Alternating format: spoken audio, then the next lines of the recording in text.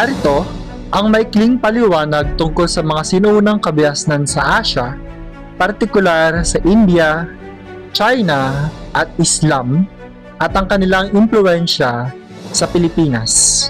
Ang kabiasnang India ay isa sa pinakamatandang sibilisasyon sa daigdig.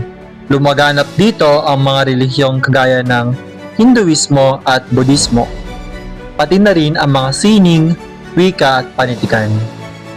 Ano-ano ang mga impluwensya nito sa bansang Pilipinas? Sa relihiyon, bago pa man dumating ang mga Kastila, Budismo ay narating na ang Pilipinas. Dala ng mga mangangalakal mula sa India at Sri Lanka.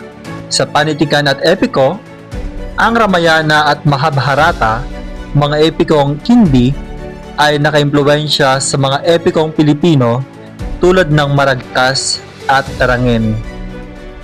Sa sining at simbolo, may mga disenyo at simbolo sa mga ukit at alahas sa Pilipinas na hawig sa estilong Indiano.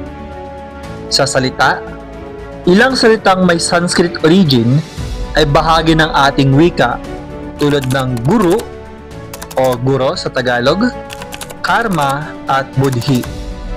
Kabias ng China o China. Ang China ay may mahabang kasaysayan ng organisadong pamahalaan, filosofiya at sining. Isa rito sa mga pangunahing sentro ng kalakalan sa Asia. Ano-ano ang naging impluwensya ng kabias ng China sa Pilipinas? Una, sa kalakalan. May ugnayang pangkalakalan na ang China at Pilipinas simula pa noong ika-9 hanggang ika-12 siglo. Nagpapalitan ng produkto gaya ng porcelain, seda at ginto. Sa pamumuhay, pumasok ang Chinese food kagaya ng lumpia, pansit, siopaw at iba pa, at mga gawi sa negosyo.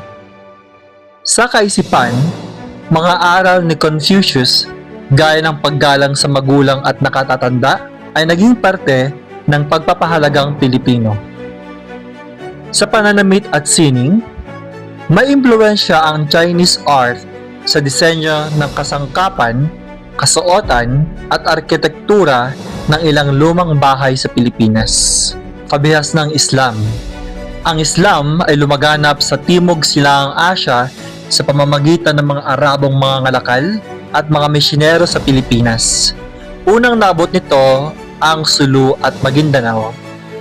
Ano-ano ang mga impluwensya ng Islam sa Pilipinas? Una, sa relihiyon.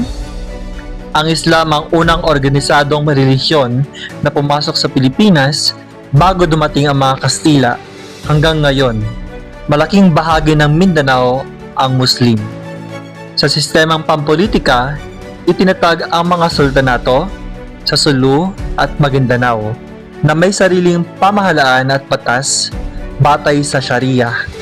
Sa batas at kultura, mga kaugaliang tulad ng pag-aayuno tuwing Ramadan, zakat o pagbibigay sa mahihirap, at Hajj, paglalakbay sa Mecca, ay bahagi ng kulturang Muslim sa Pilipinas.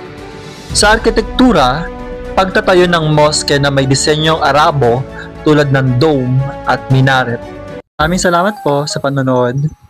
Huwag kalilimutang i-like ang video at mag-subscribe sa ating YouTube channel. Thank you!